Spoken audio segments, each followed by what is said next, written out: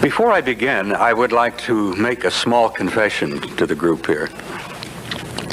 I've been involved in one way or another with this subject for over 30 years. But about 6 months ago, maybe 8 months ago, I was about ready to pack it all in, walk away from the subject, just say to hell with it and not ever get involved with it again. And the reason for that was that having been involved with a number of different organizations over the years and done a lot of research both in the military and outside of the military, I had reached a point where I was just up to here with all of the fighting, the rock throwing, the name calling, the brickbats, the mudslinging that goes on in UFO research. And many of you who have been involved in that know exactly what I'm talking about. We apparently have been our own worst enemies over the years. Not only do we have to deal with all of the lies and the cheating from our government, but we haven't made it easier for ourselves with all this name calling going on for a long time. And I got so fed up with it. Excuse me. I also got a little fed up with the fact that all of the years that I had been trying to discuss this subject seriously with a lot of people, I was not enthused, I was not impressed at all with the response from the American public. And I got a little bitter about it, and I got a little cynical about it, and I got to the point thinking to myself, damn it, if they don't really care, if they're not really interested, why the hell should I worry about it so much? Why should I work so hard and strive so desperately to bring some of this information out? Well, fortunately, my attitude changed, partly because I was successful in a lawsuit that I was involved with.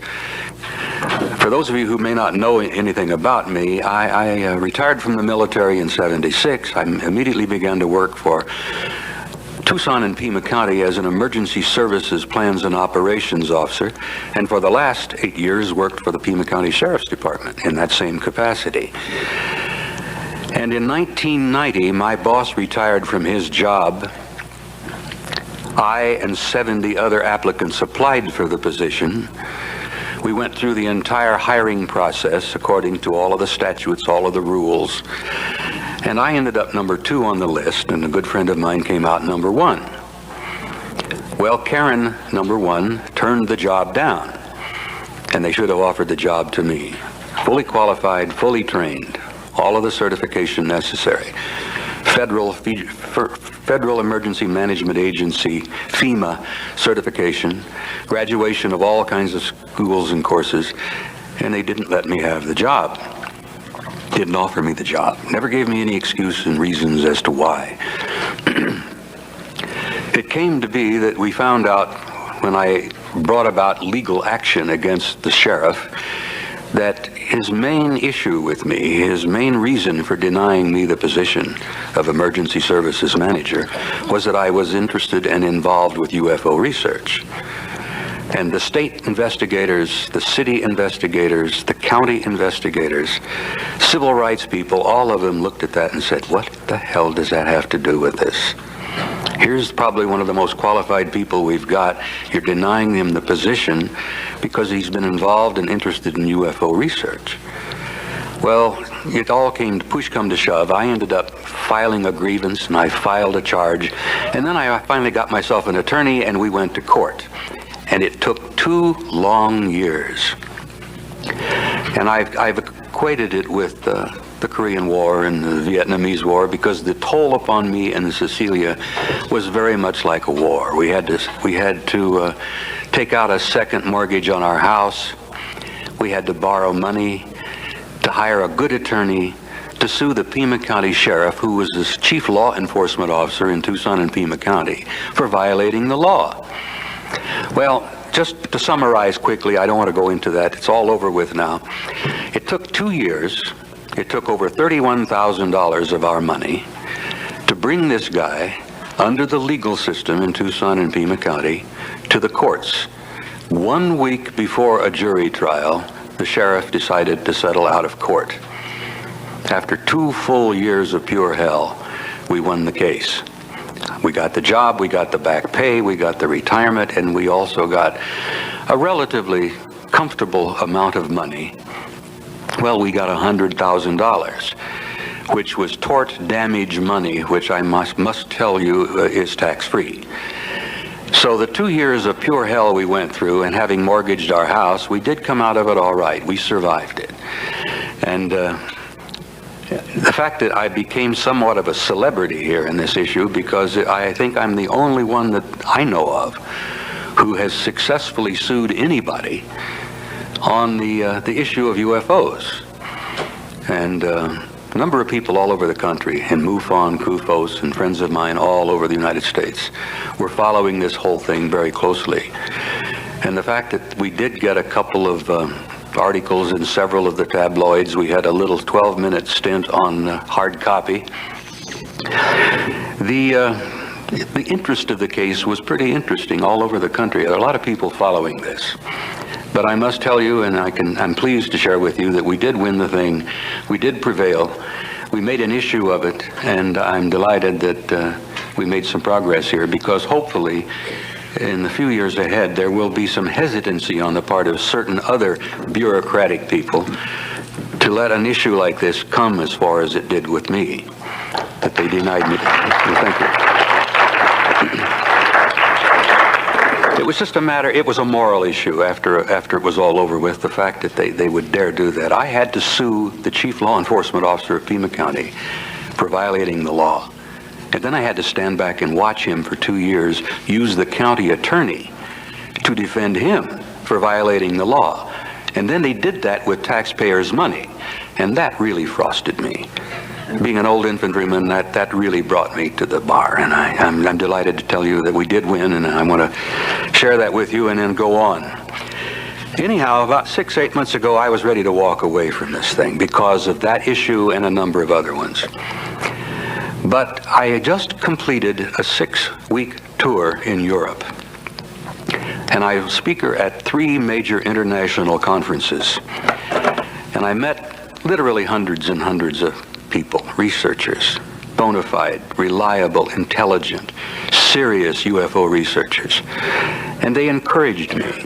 And just having been with them and met with them, I found strength and encouragement.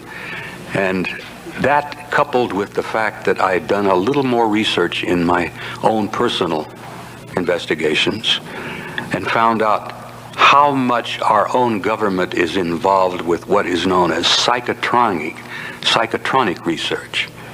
I got so damn mad that, being angry about the fact that they've been lying to us for over 40 years about the UFOs, having found out what some of the things are going on in psychotronic research, I got so angry I said, to hell with it, I'm going to come back and fight this all the way through. I'm going to stick with it. I'm going to open my mouth. I'm going to blab and bring as much attention to this issue as I possibly can. So, thank you.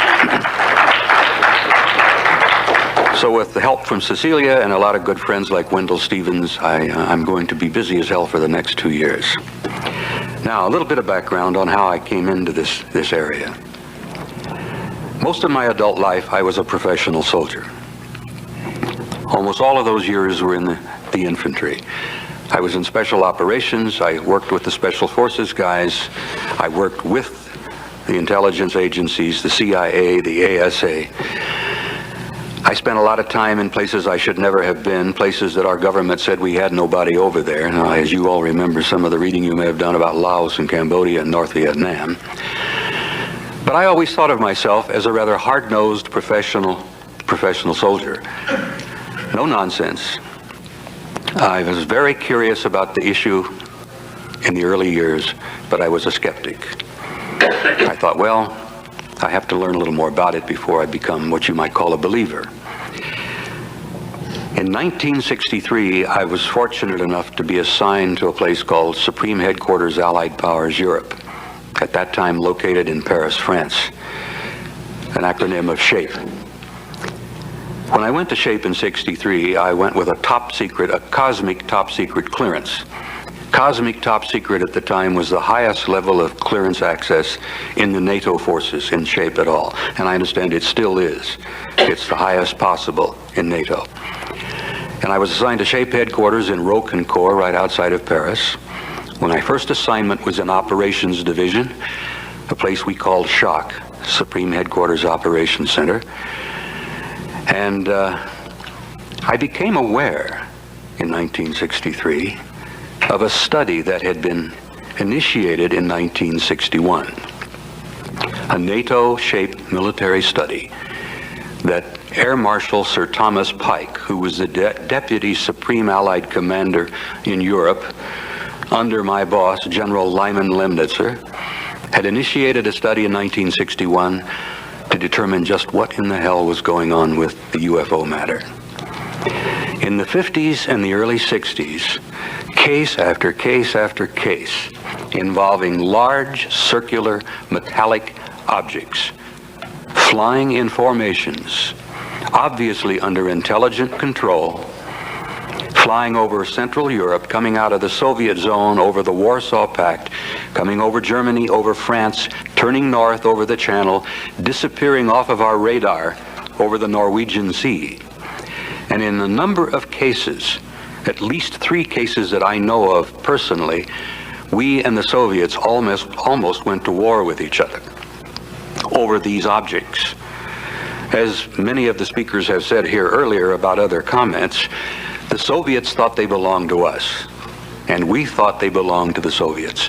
And in one case in particular, in February of 1961, we literally almost started shooting at each other. Well, Air Marshal Pike was so frustrated about the fact that he was unable to get any information about these objects from either London or Washington at that time, because everything that London and Washington would send to SHAPE headquarters went directly to the KGB in Moscow. We found out about this because there was an enormous French spy ring existing in Paris at that time.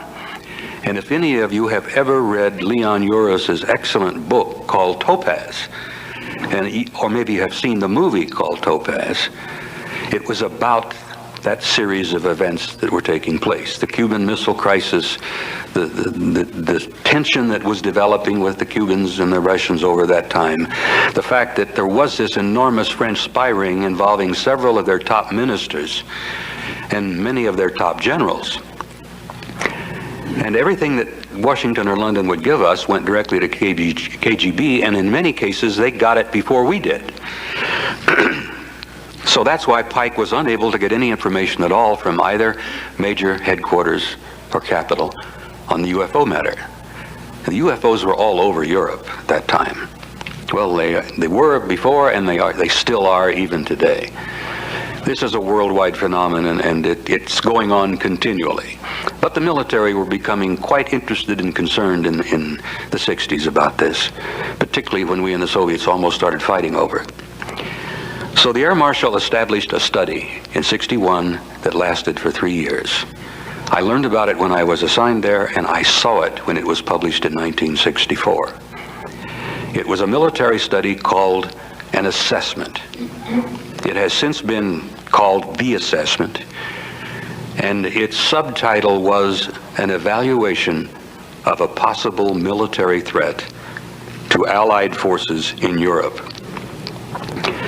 This was probably the most in-depth study, the most complete study that I have ever seen. Some of the top minds in Europe at some of the top universities, some of the top military people all over the Western Alliance worked on this study to try to determine what the UFO issue was all about. Is there a threat involved? If there is, what are we going to do about it? What possibly could we do about it? And once this thing was published, and it was published only in 15 copies, Cosmic Top Secret, and because I was working in the SHOC, I had a chance to read it. I must be frank with you and tell you that having seen this thing and studied it, it literally has changed my life. The curious skeptic stopped being skeptical because it dawned on me for the first time in my life that this was serious business and this was real, and it literally turned my life around. So I will share with you a few things that I learned while I was involved with this. And I must tell you something else. I have to confess this. I do it every time. By sharing some of this information with you, I am in the process of violating my national security oath.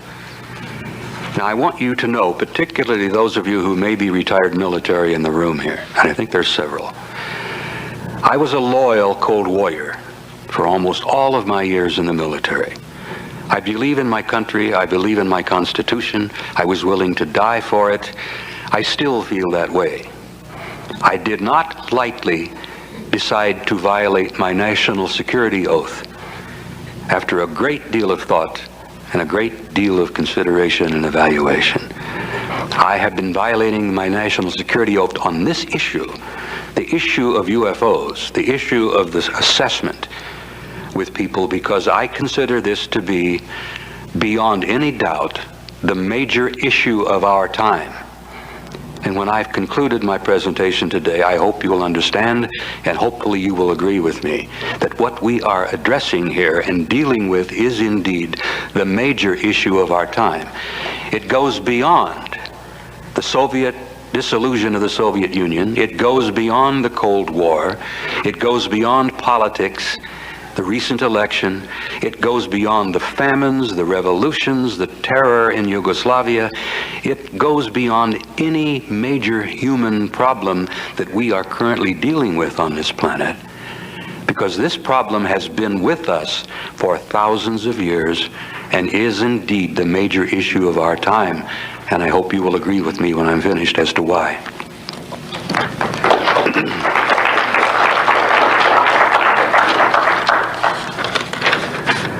The assessment was about 1.5 inches, maybe 1.75 inches thick.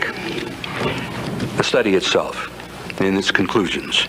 It was supported by approximately 8 inches of annexes, supporting documents, supporting studies, supporting research. There were annexes on radar and electromagnetic effects. There was an annex on optical and light analysis. A beautiful annex on photographic and holographic analysis. There was historical research and evidence. They went to some of the top people in England at Oxford and Cambridge on the historical evidence. There was metallurgical and technical analysis. There were atmospheric physics studies, biological analysis, and autopsies. The 3 issues that I thought of at the time of being the most important were the psychological studies and the impact upon the human race, sociological effects and implications, and probably what I have considered to be the most important annex and study of all in terms of its effect upon the world population is the theological implications and impact. As I told you, when I got a chance to see this thing, it's a wonder that I didn't get arrested, and it's a wonder they didn't pull my clearance, because every time I was in duty and shocked, I'd pull it out of the vault and read it. Now, if any of you have been involved in military assignments and research, you know that we have created for ourselves over the years a literal nightmare of security, security operations, classifications, cover-up, secrets. We've made an absolute jungle out of it. The Cold War was the original reason we did this, and we established procedures that the American people today, if they knew the whole story of what the security apparatus in the United States military and in the United States government were doing to them and to their so-called constitutional guarantees, they'd be rioting in the streets.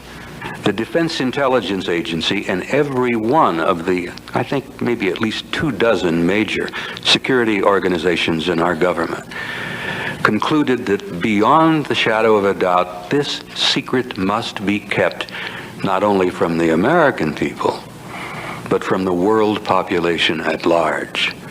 And as a result of that decision, they have created a worldwide conspiracy among governments to keep the lid on this secret. Now, let me share with you what some of the 4 major conclusions of the assessment were in 1964, and consider those bits of information with what you've already learned in your own research and studies, and what's been brought out in films and UFO conferences over the last 10, 15 years. In 1964, they had determined, at least this is in the NATO study, and I know for a fact that this is the conclusions that had been reached by our own military as early as 1949. Number 1, the planet Earth is and has been the subject of an extensive, massive, a very thorough and detailed study by several extraterrestrial civilizations. Now that's an attention getter in itself. Number 2, these civilizations have demonstrated an extremely advanced technology, possibly hundreds or even thousands of years beyond our own. It gets better. There seems to be a process or a plan of some kind unfolding. The studies indicated and demonstrated that a development of some kind of program was underway. Evidence collected indicated that the program has been going on for a very long time, possibly hundreds or even thousands of years, and some of my associates, research fellows, and I have concluded it's probably been going on longer than that. The study concluded that there did not appear to be a major military threat involved in 1964. That if they, whoever they are, were malevolent or hostile, there was absolutely nothing we could do, because the level of technology that had been demonstrated was so far beyond anything we had in 1964 that we felt that if they were hostile or malevolent, the game was up. It was all over with. Now, I think you can understand what kind of an impact this kind of information had on me as a young professional career soldier. It did indeed change my life.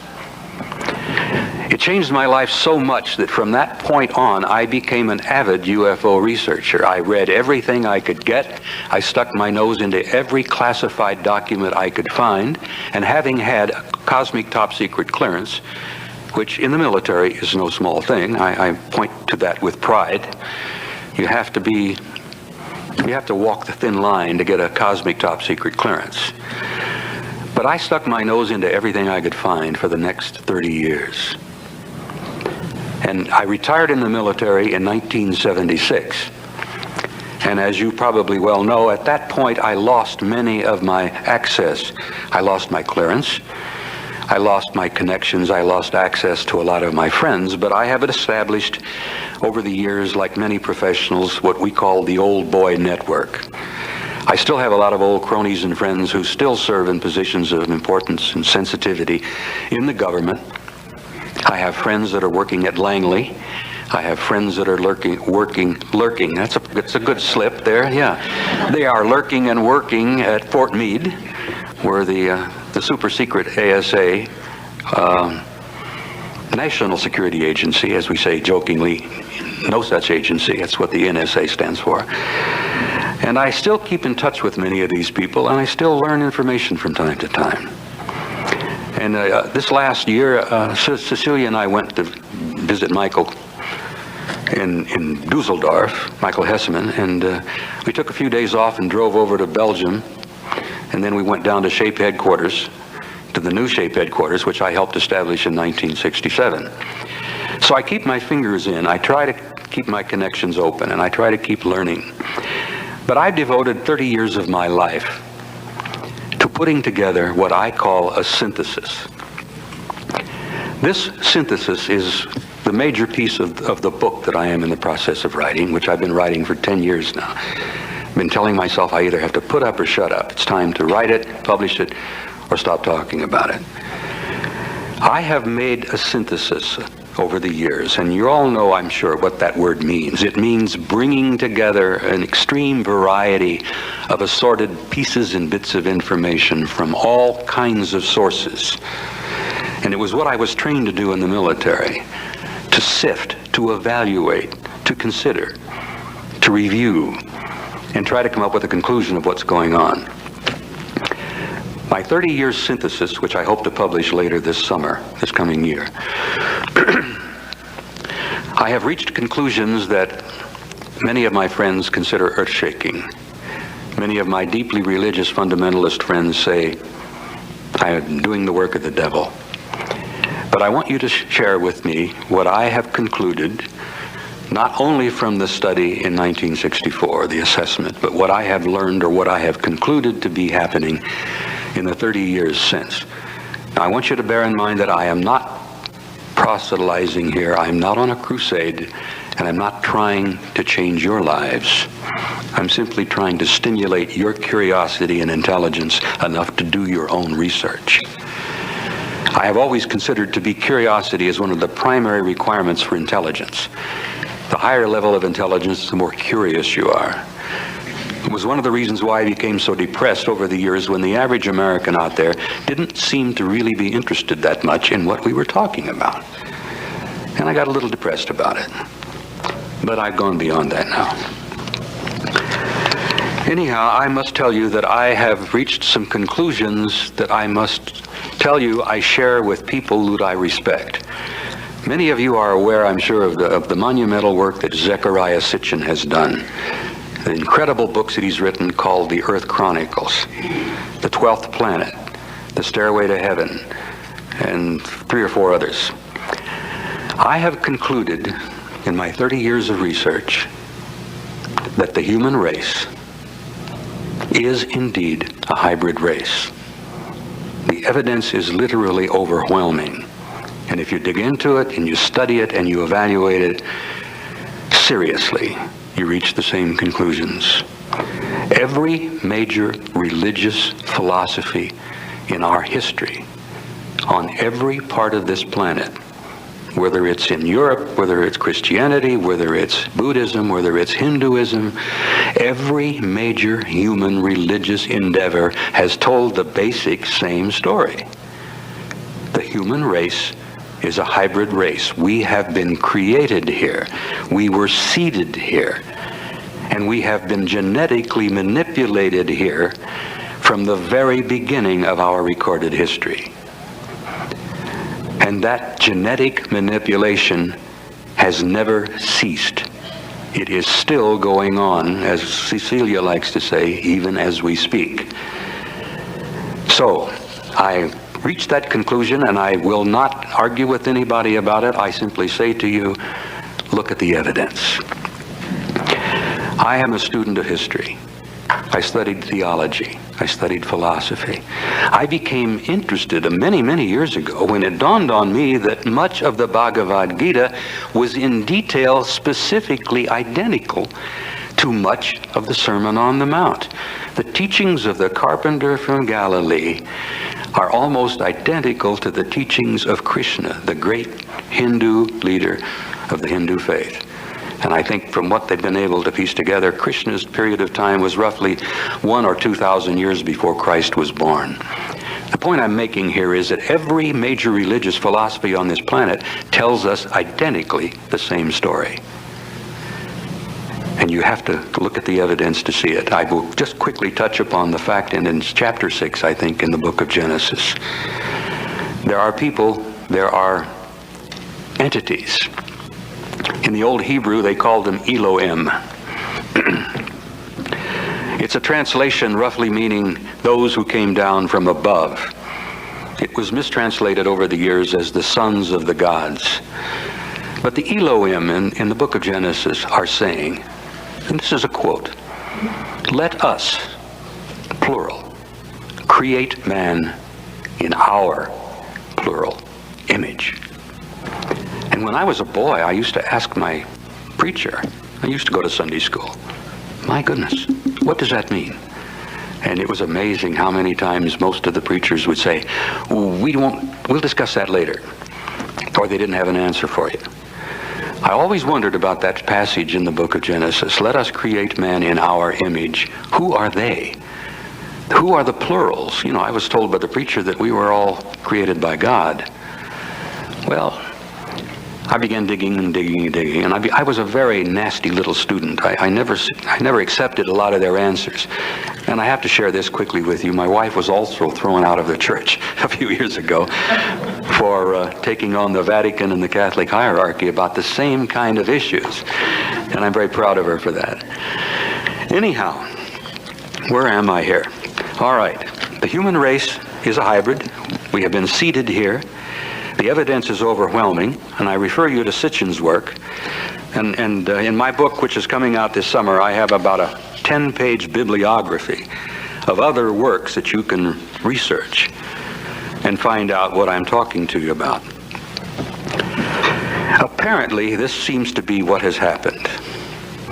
Several 100,000 years ago, an intelligent race from somewhere else out there came by the planet, knew of the planet, stopped at the planet, and found a developing form of life here. Now, there are theories that the original seeding itself was done by an intelligent race from other places. But some of the theories have stated that this advanced intelligence was on an excursion, a trip, and they stopped off here and found a developing form of life and decided to manipulate that developing form of life into a higher form. And they've been involved in that off and on, but continually, for at least 100,000 years. When I studied anthropology some years ago, I always wondered why poor old Neanderthal suddenly disappeared in terms of time, a few centuries. And this new form, completely new form, which we call Cro-Magnon, appeared. What happened to poor old Neanderthal? Who is Cro-Magnon? Well, look around the room. You'll see Cro-Magnon here right today.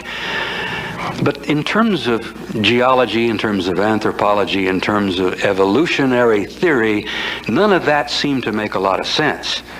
You don't have evolution working that fast. Then there were other little curious things taking place. Why, about 5,000 BC in Sumer, did all kinds of things happen at once? A literal eruption of civilization taking place in the Euphrates and Tigris and Euphrates valleys. I mean, civilization blossomed and bloomed almost overnight. The people were taught, or they learned, agriculture, irrigation. They built cities. They knew how to plant farms. They knew how to harvest. They knew how to develop intricate governmental systems. They developed a military idea. They developed a very intricate theological and philosophical philosophy. And where did this all happen? Why did it all happen literally overnight? Well, Zecharia Sitchin, in his absolutely monumental work, clearly has the answer. In the great Sumerian tablets, in the cuneiform tablets, which preserve the complete history of the Sumerian people, the evidence is all there. Sitchin is probably one of about 10 people on the planet who can sit down and read cuneiform tablets like you and I read the morning paper. And he's a man of great respectability. He's a scholar. He's a scientist. No one wants to argue with Zecharia. They'll take von Daniken on, and they'll argue with Eric and call him names and say, look, you screwed up here, you made a mistake there. But no one that I am aware of has ever challenged Zecharia Sitchin, because he has the tablets, he has the information, and he says, look, it's all there. The Sumerians told us how it happened, how it came to be, where they got the knowledge, who taught them the knowledge. And this fits, and I tell you it does, fit perfectly with every other story, myth, legend, history of every people on this entire planet. The human race is a hybrid. We were seeded here, and we have had what I like to call an intimate interrelationship with high technology, advanced intelligence, for hundreds of thousands of years. Now, the crucial thing is that it's still going on. It hasn't stopped. They are still involved.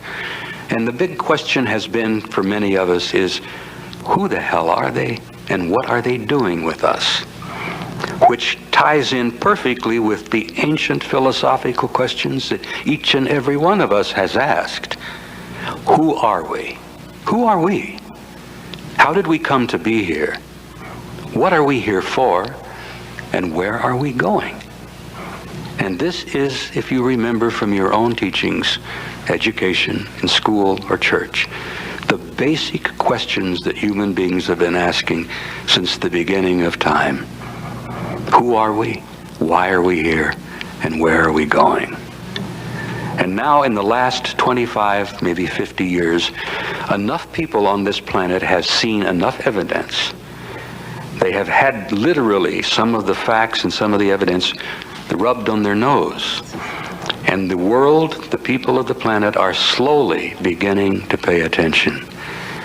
And that to me is the part, the gratifying part, which has kept me involved in this and kept me committed in my small way to bring some of this information out. Not to preach to you, not to have a crusade of any kind, but simply to tell you that you are a special species. The carpenter from Galilee tried to explain it. Krishna tried to explain it. Muhammad tried to tell the story. Zoroaster tried to tell the same basic story. The Buddha even tried. Why is it that it's taken us so long to begin to grasp a little of the reality of who we are, why we're here, and what's going on? Well, my commitment to this thing has been growing over the years, and I will tell you that I'm involved in it, I'm committed to it, because I think that time is running out. I don't think it's going to be much longer before you see most of the answers. And the reason I share that with you is that I'm not trying to frighten you. And again, I'm not trying to preach or proselytize. I'm not trying to lead you in any direction. But I'm trying to say to you that in the next very few short years, you're going to be seeing things and you're going to be experiencing things that are going to literally change your life in ways you have never dreamed or imagined. You are going to learn who you are. You're going to find out why you're here. And you're going to find out where you're going. And you better be ready for it. Because the impact of this, the worldwide implications of some of the knowledge that you're going to be seeing, learning, experiencing in the next few years, there are friends of mine who say it's going to begin in the next few months. And I say that it's already begun. You've seen things already in the last few years. Who would have believed 5 years ago that the Soviet Union would fall apart like it did? Who would have believed all of the things that have been going on in the last few years? Who would have believed that George Bush would lose the election after the Gulf War? You know, at one time he was, 80% in favorable zone or something like that? And then old George lost it by a landslide. I mean, we're experiencing things even right now that are mind-boggling. And you look in the morning paper and you think, my God, what's next? Well, I'll share with you a few of the things that I've concluded are happening. Now, I'll have to jump back a little bit and talk to you about the fact that who were these people? Who are they? What in the world is happening? That an advanced intelligence, an advanced spiritual, civilized society out there somewhere has an intimate involvement or interest in us. Why? Well, they created us. They caused us to be. I had a nagging suspicion that this kind of seeding has gone on all over the galaxy. But who are these people, and what are they doing here? And what is really happening here? Well, let's look at some of the facts.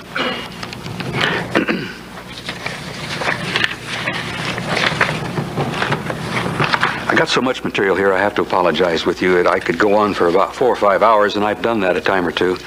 I think I talked for 3.5 in Dallas. When I left the service in 1976, the United States government knew for a fact that there were 4 separate, highly developed, high-technology extraterrestrial civilizations intimately involved with us. 4. Now, that was in 1976. That was a modest evaluation, we have learned. We have learned over the years that there is probably 50 or more, and some estimates have carried it up to 100. And I've heard Wendell discuss, he said, my God, some of the facts and the stuff I've heard, we may be being visited by thousands of people out there. Different groups from different places. That the universe is literally teeming with intelligent life. And that we are not, at the moment, a part of it. Here we are on a little third-rate planet circling around a second-rate sun on the edge of our own galaxy. And you know how many years we've been thinking to ourselves that we are God's prime creation. We're it. There's nothing else. You know, just a few short years ago, we thought that the universe, the solar system, all of it circled around the planet Earth. They even burned a couple of good men. Bruno was put to the stake because he insisted that the Earth went around the sun. And I understand just recently that the Vatican has just now reprieved him, or what did they call it? They have exonerated him. They've looked at the trial and said, well, gee, we screwed that one up. Poor old Bruno was right, and we're sorry. Well, I'm sure Bruno appreciates that now. What, 400 years, is it? 300 at least. Galileo recanted just to save his life, but Galileo knew the truth. He was recently rehabilitated by the church. Was he really? Yes. Wonderful. I'm delighted. I'm sure Galileo appreciates that. Anyhow, I throw this out just as a little bit of humor here to show you how slowly it's been, how many years it's taken us to work our way out of some of these primitive views. And I have something to share with you here to show you that not all of us have reached that level yet. A shocking thing happened to me just recently. Anyhow, in 1976, we knew of 4. Friends of mine in Langley have told me that we know of at least a dozen, perhaps 20. The estimates that I learned in Europe from people who've been deeply involved, and bona fide researchers say it's well over 100 that are here, that are coming and going. Now, some of them are not coming and going. Some of them are here and have been here and are staying here. In 1976, we knew, and this is one of the things that really upset the generals, we knew that one of those groups looked exactly like we do. I mean exactly. They could put on a coat and a tie, a dress, a suit, sit next to you in a restaurant, sit next to you in an airplane, and you would never know. You would never know. And if you don't think that bothered the professional military people who are primarily paranoid, because we're trained to be. And I tell you from my own experience, we were trained to be paranoid. It was the nature of our business, and I think Graham will agree with me here. I know Wendell will, that the military point of view is a paranoid point of view. The idea that there was an intelligent, high technology, high civilization from somewhere else here in our midst drove them up the wall. To consider that somebody could be walking up and down the corridors of SHAPE headquarters who was not literally human, or could be walking up and down the corridors of the Pentagon, or, God forbid, in the White House, or 10 Downing Street.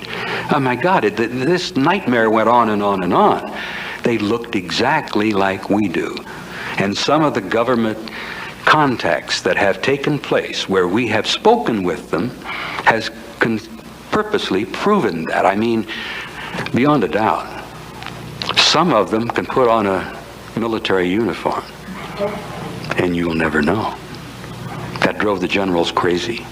It affected a 4-star Air Force general that I knew in 1964 so badly that he ended up putting in for retirement not too long after that.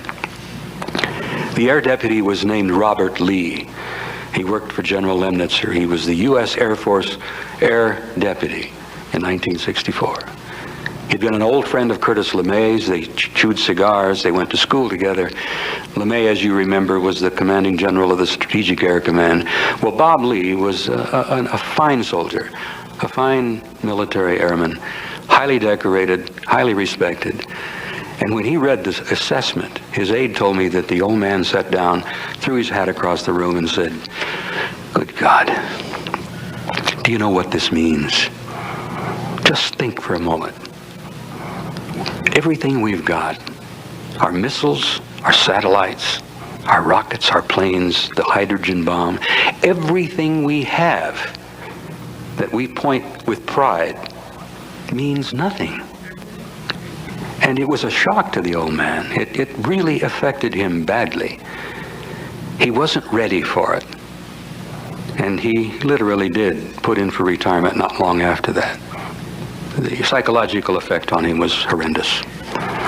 But now consider for a moment that we've got intelligences. We have high technology, advanced intelligences coming and going, some of them staying here, in our midst, being intimately involved with an interrelationship with us for not only hundreds but thousands of years. My God, can you consider the implications? How do you, as an elected government, go out on TV someday and tell the people that this is what we have concluded? Now, for many years, I was impatient as hell about my government's refusal to address the issue and share it with us. The reason I got angry about it is that you guys are the ones who are paying the bills. You're paying for the programs. You're paying for this enormous project over here at Groom Lake, just a few miles away. If you knew how much you were paying for that, you'd have a fit. If you knew what they were doing with your money. They're spending $50 billion of your tax money every year under black projects. Programs where they do not have to go to Congress to explain where that money is going. $50 billion a year. It jumped from 35 to 40 to 45, and now it's 50. My God, look at the national debt. How much longer are we going to be able to put up with that? Anyhow, forgive me for rambling a bit. I jump around from one subject to another here, but I hope to be able to maintain some kind of a point here and some kind of a purpose of what I'm trying to say to you. A question came up yesterday. A lady in the back asked about what's been happening over Los Angeles lately. With a rumbling sound, the seismometers have been going off. People are looking up. They're thinking they're in an earthquake. Well, that is a program that you've paid for called Aurora. It's a high-tech aircraft that's not very practical. It guzzles fuel like you wouldn't believe. It makes noise. My God, it makes so much noise it has to fly at 80,000 feet to keep from popping people's eardrums. Oh, it does indeed go 8 to 10,000 miles an hour. And yes, indeed, it can go into orbit and come back down again. But is it worth that kind of money when we've got what they call at Groom Lake unfunded opportunities flying over there that are circular, metallic, that don't make any noise, that raise up off the ground silently with a small humming sound and dart away at 5, 10, 15,000 miles an hour? Ladies and gentlemen, you not only have been taken to the cleaners, you've made a couple of round trips. Now, just a few short years ago, NASA, who is another big government agency that lies through its teeth to us, this lying has become almost institutionalized, and I tell you that from the inside. I was a part of it for a long time. I was trained to be a liar. I was trained to not divulge truths. And it's gotten so bad in Washington that there are some people in the Pentagon who I'm afraid don't even know how to tell the truth. There are easier ways, they say. And then one of them in C.I.A. said recently, this is a quote, "If we've lied to you, it's for your own good." And that's like waving a red flag in front of me. I'm ready to take that person apart for that sort of thing. Anyhow, I'm talking about briefly what's going on over here at Groom Lake. We have extraterrestrial technology over there that we have received from two separate sources. Some of the hardware was retrieved as a result of several crashes that have taken place. I mean, we know about the crash at Roswell. Don't doubt for a moment that happened. That's all true. That took place. There was a crash at Kingman. There was a crash at Aztec. There have been crashes all over the United States. There were crashes right outside of L.A. There was a crash in Washington State some years ago. A couple of crashes in Mexico that we retrieved the hardware. Not only did we retrieve the hardware, but we retrieved bodies. Some dead, some alive. Some of the alive bodies we kept alive for quite a while. Rumor has it that at least one of them is still alive. Well, that's one story. The other story is there are 25 or 30 of those little guys over there at Groom Lake at about 20 levels down at S4 that are working with us, that gave us hardware. And we are not only putting bits and pieces together, but we are flying the aircraft and we are flying prototypes. When NBC went over there here just a few months back, I don't remember the exact date, they were doing a little follow-up story on the Aurora because people were wondering what the hell was shaking LA every Thursday at 7 in the morning. And they sent a team over there. Well, they didn't get any pictures of the Aurora because the Aurora doesn't fly out of Groom Lake. It flies out of another base about 100 miles northwest of Groom Lake, beyond Tonopah. But what they did while they were over there is they got some incredible pictures. And the NBC reporter with this camera set up there says, my God, what we seem to be seeing here is something that apparently is violating all of the known laws of physics, like a U.F.O. And there that little Gomer is on the film, circular. With the blow-up showed it to be somewhat metallic. And there it is, coming up and hovering, darting around, going back down, darting off at a very high rate of speed, coming back, doing all kinds of things that traditional aircraft can't do. So over there at your $50 billion skunk works, we have hardware that's flying. Apparently we do have a relationship with one alien group over there. Rumors that I have heard from reliable people that I trust indicate that we now have a relationship with at least 3 different groups. Not only the one that looks like us, but the big-nosed guys and the little grays. And this thing gets curiouser and curiouser, as Alice in Wonderland said. What is our government up to? What kind of involvement do they really have with alien intelligence? And why is it important that we pay attention and try to get a handle on what's going on here? Now, I'm going to tell you that I feel that within the next few months, there's going to be a major flap. I've shared this with Don, a few other people. I've been putting bits and pieces of information together from a variety of sources, and I think we're going to have a major UFO flap in this country, probably in the southwest. Very much like the Belgian flap, and very much like the Hudson Valley affair a few years ago, where we're going to be seeing large, triangular-shaped, boomerang-shaped, massive objects, 300 and 500 feet across, slowly flying across the skies of the American Southwest at low altitude, with no noise, and these objects are going to be enormous, and they're going to be flying in daylight, not at night, in daylight, and you're going to be seeing them. And then right after that, your government, the one you love and trust, is going to say, we have some information to share with you. And they're going to tell you a little bit about why they've lied to you for so much, for so long, and how they tried to protect you because they determined that you were not able or ready to deal with this information. Well, I disagree with that.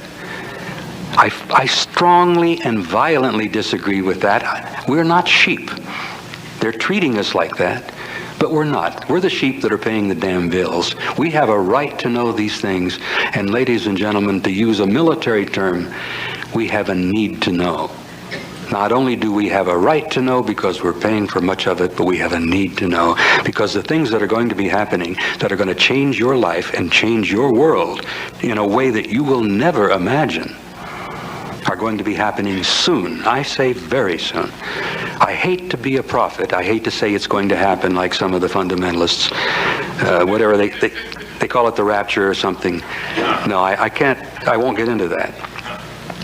I will hopefully not tread on some toes when I tell you that every major philosophy, every major religious philosophy from the beginning of our time has been given to us, has been seeded here, and has been manipulated by our higher advanced intelligence.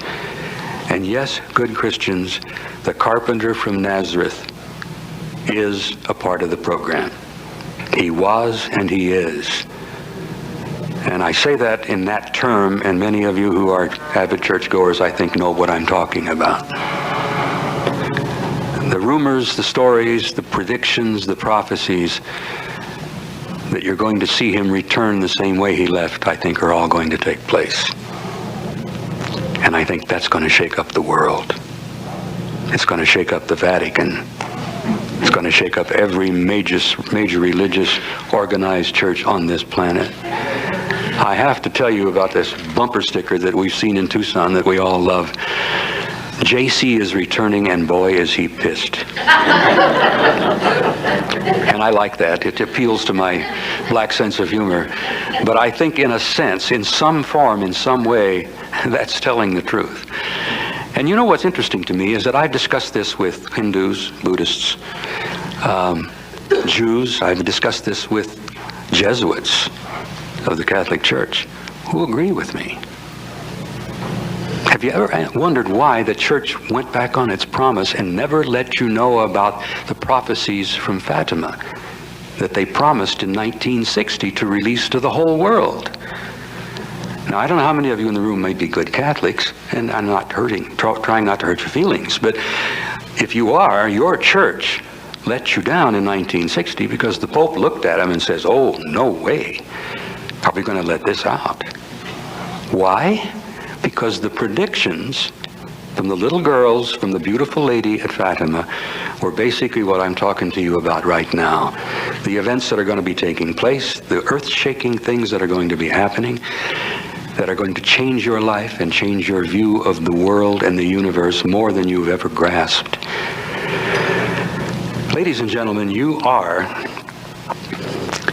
and I say this with certainty, and those of you who've done your own homework know that I'm speaking the truth. You are immortal beings. What is sitting in those chairs out there are indeed containers, temporary suits of clothes. That you essentially are an immortal, intelligent life form, an energy life form that does not die. And this is going to be brought out and be made clearly as a fact. It's been the primary teaching of every major religion from the beginning of time. What amazes me is how most people don't even believe it. Most good church people don't grasp that they are indeed an immortal soul. Spirit, entity, call it whatever you like. You will live forever. And I'm convinced that you've been here before many, many times, and you'll probably come back again. But the things that are going to be happening to you in the next few short years, it's imperative that you be prepared for it. Because the rapture will happen, but it's not going to be like the fundamentalists think. It's not going to be like that at all. It's going to scare the hell out of them. Forgive me for rambling off a little bit on a personal view here. I think that we are going to be suffering and enduring some experiences here very shortly, and they've already begun. We're going to see cataclysmic occurrences here on the planet. The old mother planet here has just about had enough. You're going to see earthquakes, you're going to see volcanoes more and more and more. You're going to see tidal waves, you're going to see hurricanes that are going to literally obliterate large cities along the coasts. You're going to have cases where the cities will disappear beneath the sea.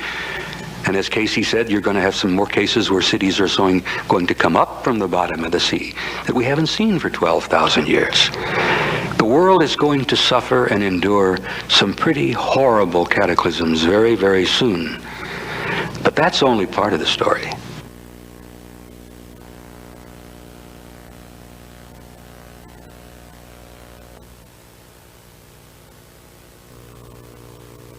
it 200 years ago. We are supposed to be sovereign. We run the government. We make the decisions. We select our leaders. They are answerable to us. Well, they've forgotten that. Most of the people in the intelligence business were never elected. No one decided to give them these jobs. Most of them were appointed. Most of them have been there for years and years and years. And Bob Gates is still trying to hold on, although I don't think he's going to make it at the CIA.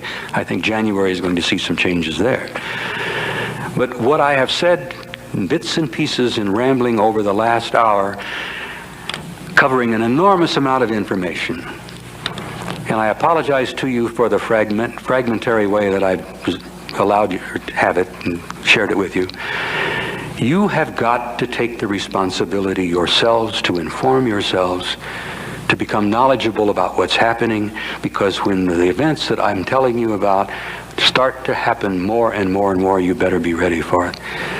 Some years ago, a good man, a dear man who was the chairman of the Department of Atmospheric Physics at the University of Arizona, a gentleman by the name of Jim McDonald, who's no longer with us, one of the most brilliant researchers in U.F.O research that I've ever known. He said simply and bluntly, if you're not concerned and you're not interested in this subject, you're simply uninformed. Now, I commend you here today for coming, because you've obviously got an interest, you've shown some curiosity, and I suspect most of you are pretty well informed. But go out there and share with other people. Look at the skeptics you run into. People who cannot for a moment grasp what we're talking about here. We're dealing with a new world that's going to be taking place very soon here, that's going to change our lives and our planet beyond anything we've ever dreamed. Now, I would like to conclude with two things. I would like to share my personal view with you and tell you that a door is indeed being opened for the human race. A time has come, which is the title of my book, forgive me for that. A time has come where we are reaching the end of a cycle. And the intelligent, civilized, advanced, thoughtful, caring, knowledgeable, compassionate human being is facing a future. A door is being opened for them to an infinite reality out there. And we have got to be prepared to go through that door. And we're not ready yet.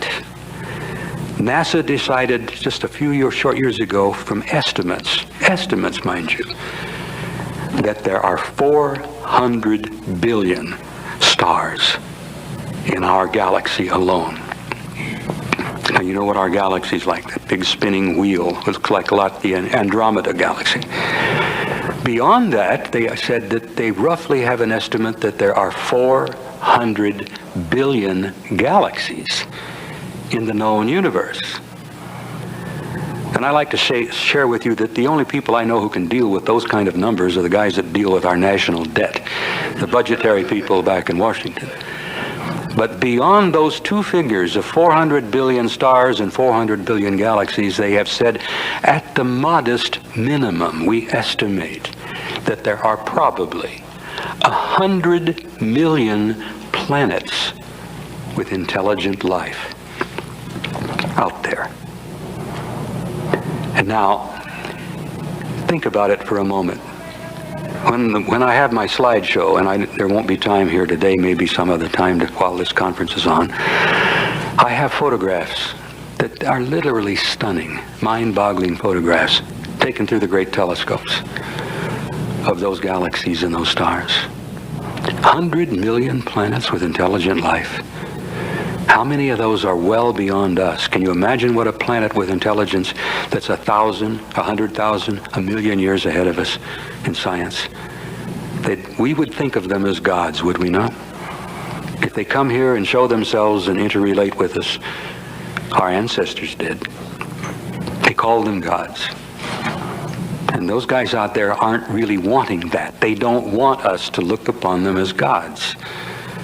They want us to look upon them as fellow citizens in a vast, vast community of life. Now, we're going to have to be prepared to go through that door that's being opened for us. And what I like to point out to you is that we're going to go through that door together. One people from one planet with one future, or we're not going to go through that door at all. We are all the same. It doesn't depend what color we are. It doesn't make any difference what church we go to. It doesn't depend in any way on what language we speak. Every human being on this planet is an immortal life form, and we're going to have to reach that understanding. The garbage and the savagery in Yugoslavia of the ethnic cleansing has got to stop. The famines have got to stop. There's enough food on this planet to feed everybody. We have got to reorder our lives so that we can take our place and go through that door and become members of that infinite, vast community of intelligent life. Now, that's my personal view. I would like to close by quoting a view from one of my great teachers, one of the people I admired the most as a great writer, Count Leo Tolstoy, some years back. He repeatedly made clear, this is one of his basic beliefs, that there is something in the human spirit that will survive and prevail. That there is a light that will not go out, no matter how dark the world becomes. I believe that to be so. I know that to be the case. I'm glad to share that statement from Leo Tolstoy with you and tell you that that is my view as well. And I have a nagging suspicion that it's the same view of everybody in this room. Again, I ask your forgiveness and for allowing me to be up here and to ramble a bit and jump around here and there, because there's so damn much material, it's hard to know just how to get it out. But in conclusion, I would like to say I want to thank you for the time. I want to thank you for being here and sharing a few moments with me. And I would like to throw it open for any comments or questions. Yes? My question is that, well, in general, I'm frustrated by your speech. I think you're a great philosopher and a great prophet, but you told us that you worked between 64 and 76 for NATO under General Lyman Lemnitzer. No. You didn't? I want to correct if I made a misstatement there. I worked at SHAPE headquarters from 1963 to 1967. Okay. And I left SHAPE. I helped move the headquarters from Rocancourt outside of Paris up to Brussels. You worked in SHAPE? 1967. You worked in SHAPE in general. And you had access to this paper, The Assessment of the Possible Threat to Military Position in Europe and so on, which changed your life. Tell us more about what was in this document. Violate National Security Act some more. Give us the goodies. What specific things did you find out? You're telling us the conclusions. That's great. What things, though, led you to these conclusions? What did you learn? To spill the beans. I know what you want, Eric. I know you want the whole nitty-gritty here, and I don't think there's really time to give it all out. I did not bring the... Let me make a point clear here. If I had copied the document, which I was tempted at one point to do, I'd have probably been now living at a place called Fort Leavenworth, Kansas, in the Army Disciplinary Barracks, which is a top prison there. I did make notes, and I did rehearse, and I did study this thing. I couldn't put it down. It was filled with documents. It was filled with photographs. It was filled with incidents. Just to give you a few little incidents, there was a case involving a Danish farmer just outside the city of Aalborg in northern Denmark, where he and his wife were sitting down to dinner one evening. He heard a commotion in his pasture. He went to the door. I can just see him with the bib around his neck, with maybe a chicken bone in his hand, looking out the door, and he saw a silvery, disc-shaped object, about 35 feet in diameter, about 10 feet thick, sitting in his pasture. As he stood there, a door opened, a ramp came down, and two human beings came down the ramp, smiled at him and his wife, raised their hands, and invited him aboard in perfect Danish. The old man went aboard. The wife is still standing there with her mouth hanging open. The ramp goes up, the door closes, off the object goes. It was gone for an hour. In the meantime, the hysterical housewife calls the local police, who calls the local military, and an hour later, there must be 50 or 100 people all milling around the house and in the pasture, and the object comes back, lands in the pasture, the door opens, the ramp comes down, and the old man comes down just babbling with excitement about what he has seen, where he's been, what they told him. Well, needless to say, the military grabbed him, hauled him away, and debriefed him for about a week. One small incident. Another incident involving an airfield in northern Italy in 1963, the year I was assigned there. A young Italian Air Force sergeant guarding the runways at 3 in the morning, 2 days before Christmas. Colder than hell at that hour, because this was just a few miles outside of Livorno, which is in northern Italy, at a NATO air base. An object comes down, lands on the runway, a door opens, a ramp comes down. 2 human beings, not little gray fellows, come down the ramp and in perfect Italian speak to the sergeant and invite him aboard. The kid was only 23. He said during the interrogation, during the debriefing, he said, "I was so scared I didn't know what to do." What was so sad is that he was so frightened his bladder released and he wet his pants. And he was so frightened he didn't go aboard. He didn't take an opportunity to go and take a trip with him. They smiled and waved and got back in the ship and left. Now, other incidents that have taken place are not quite so benign. A Turkish Air Force fighter with 2 crew members aboard in late 1963, before the document was published, were vectored toward a large metallic UFO a few miles outside of Izmir in Turkey. The Turks were and are members of the NATO alliance. They're members of C.I.A. The object was vectored toward an enormous metallic signal.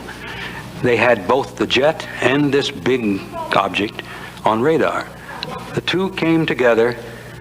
It was one blip, no jet. And then the enormous object flies away. They looked for 2 weeks. They had a whole regiment of the Turkish army out because this happened over land. And they looked for 2 weeks and found not one piece of wreckage, nothing. No plane, no pilots, nothing. The plane's gone. As far as I know, it never came back. That the document was stuffed with stuff like that. There was a crash in northern Germany, which Michael Hesseman has expressed a lot of interest in, where he's really trying to dig into it and see what can be learned. This happened in, I think, 62. I've got my notes that indicate when this happened. A large 30-meter metallic disc crashed in northern Germany right near the Baltic. And when they got on board, the British Engineer Battalion that salvaged it found 12 small gray bodies. I've seen photographs of some of the autopsies. I've seen pictures of the bodies on the stretchers when they were taking them out of the machine. The British Engineer Battalion figured out how to get that enormous object, 30 meters, is over 90 feet. They took it apart like pieces of a pie and hauled them away on lowboys. That was in the study. The study was stuffed with information like that. The annexes that supported the conclusions of the main document. It goes on and on and on. And, you know, as I said, they knew back then that there were 4 different groups, and one looked like us. They knew the little grays were around. They knew there was one group of grays that were larger, that had large noses, like the ones that apparently landed at Holloman Air Force Base. And Air Force friends of mine told me that that's no joke. That really did happen, and they do have it on film. So I could go on and on and on this, but it's not, I must be honest with you and tell you that I have learned things over the years and concluded things, and as a result of my synthesis, that make these specific little stories and facts somewhat meaningless. Eric, I no longer collect photos, I no longer collect landing reports, I no longer collect landing imprints, I no longer interview people who had sightings. I'm interested in people who have been abducted. I'm interested in the mutilations. There are channelers that say these things. They don't have any basis. You do. We need to hear that basis. Eric, I'm working on that. This last trip to Europe, I spent almost a week with Timothy Good, and many of you who are UFO researchers know who Tim is. He's a most reputable, very reliable, very intelligent young man. Young, he's 50. but he's still young in my view. Tim has been working closely with me and a gentleman who is the last surviving 5-star admiral in the world, Admiral Sir Peter Hill Norton, who was Admiral of the Fleet. He was the chief of the British Defense Staff for many, many years, which is the equivalent of what Colin Powell is now as the chairman of our Joint Chiefs. Admiral Hill Norton was chief of the British Defense Staff for many, many years, knew most of the top commanders, knew Lemnitzer, knows Goodpaster, who replaced Lemnitzer when Lemnitzer left shape. And the Admiral and Tim are working closely with me to try to get some of these facts out. When the article appeared in the National Enquirer, one of the reporters went down to visit an old friend of mine, a retired French Army colonel who lives in the south of France by the name of Jean Favre Darcier. They got a hold of Colonel Darcier and they said, "This guy Dean's made an incredible statement here. Is there anything to this? We know you worked with him, you knew you were a part of the headquarters with him," and the colonel said, "Yes, it's all true. I remember seeing the document. It read like science fiction, but it's all true." Then later, somebody from NATO visits Colonel Darcier, and the last time anyone spoke to him, he says, "Well, I'm an old man now. I'm 71. My memory is not quite so good. I think I remember it, but I don't really want to tell you too much because it's been too many years." Well, this is not enough for the Admiral. Admiral Hill Norton, who's working closely with Tim, are really pushing on this thing because there are people all over Europe today who are still alive, including general officers who were there during the period of 63 to 67. So, Eric, we're trying hard to get it out. I do have some information. I do have some photographs. I do have some information which will be in my book.